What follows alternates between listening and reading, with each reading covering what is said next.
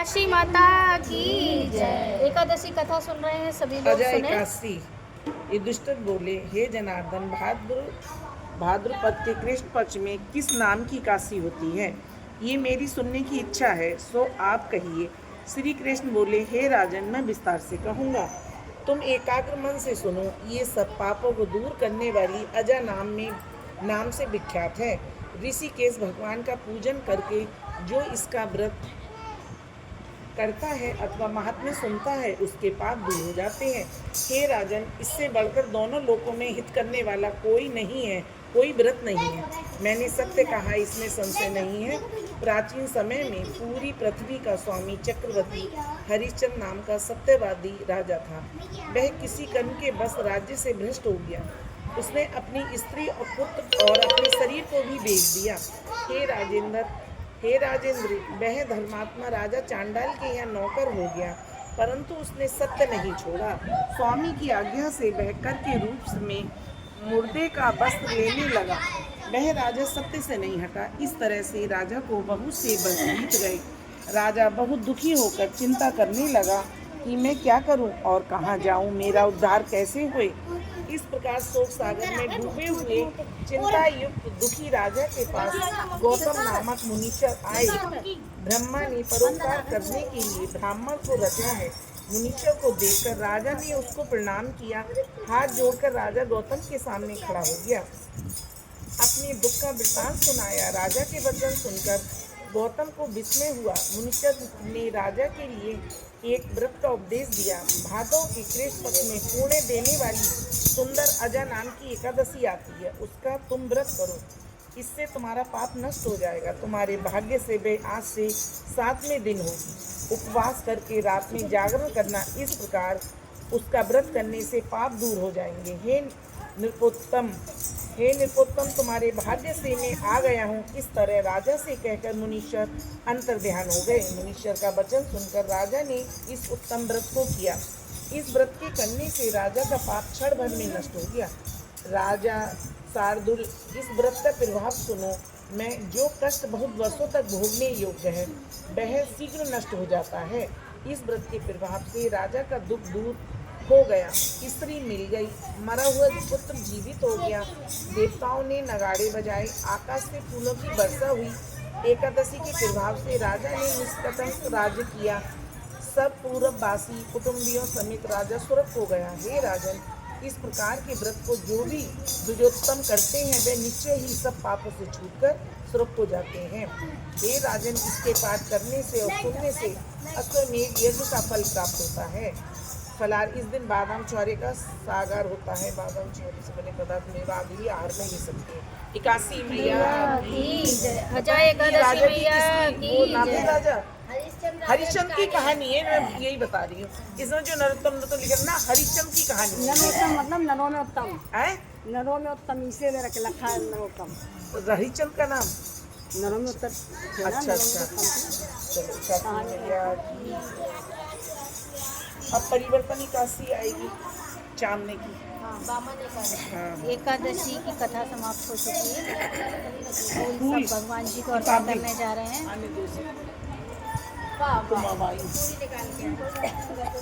हाँ, पढ़ लेना है ना। हाँ, कोई बोले काशी मैया की जय। और पूछो, 2 भजन में 7 हुए, 7। आज हमारी आंटी जी ने अपनी आवाज़ में, अपनी मधुर आवाज़ में कथा सुनाई है। सभी को पसंद आए तो कमेंट में राधे राधे जरूर लिखें।